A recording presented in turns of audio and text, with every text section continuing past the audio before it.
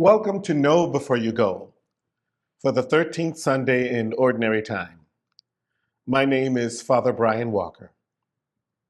Anybody who plans a trip knows that there are so many things that can happen in the course of that trip, especially if you're planning to fly, depending on when you want to fly, how far you're flying to. There are so many factors there. And there's so many things that you have to know. But one of the things that you always have to know is, what is this thing called an act of God? An act of God. It's basically something that you have no control over. The airlines has no control over.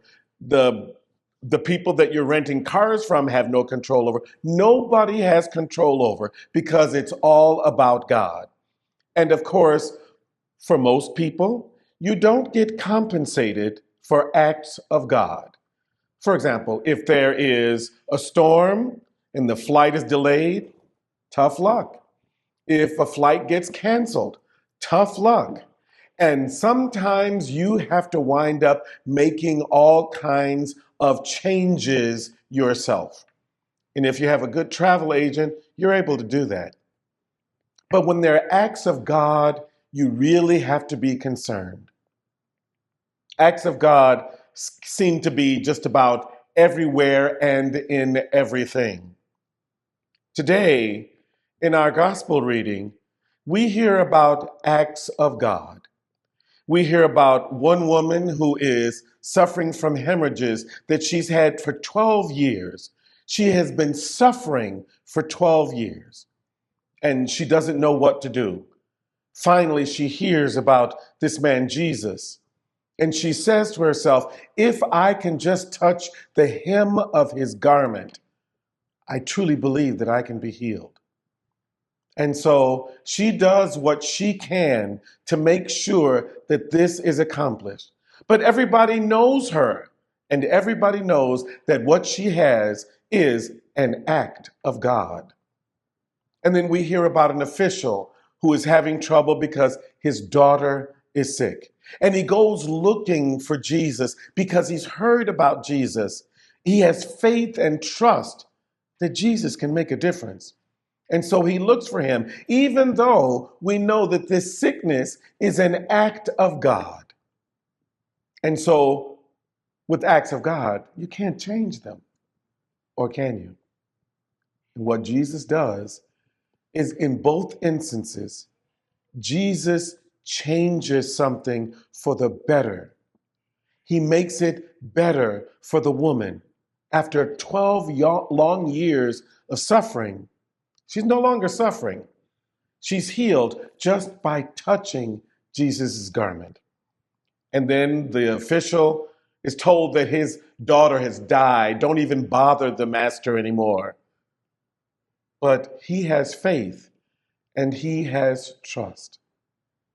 My question is, do we have faith and trust, or are we just going to go by what people tell us? That is, this is an act of God. There's nothing that you can do to change it. But that's not always the case. There are different things that we can do. We're sick. We go to doctors. We need help. We talk to other people. And that's what we are called to do. Not just to give up on ourselves and say, oh, God has abandoned us. No, God hasn't abandoned us. What God has done is given us the wisdom, the insight to make a difference in this world. We hear very soon that we're going to have a new young saint in the church. Blessed Carlo Acutis is going to be canonized. And he was just a young man who, just like any teenager, was fascinated with the world, but he also had trust and faith in God. Even though he had contracted a deadly disease, he had faith and trust in God. And because of his dedication, he has changed many people and has changed the world.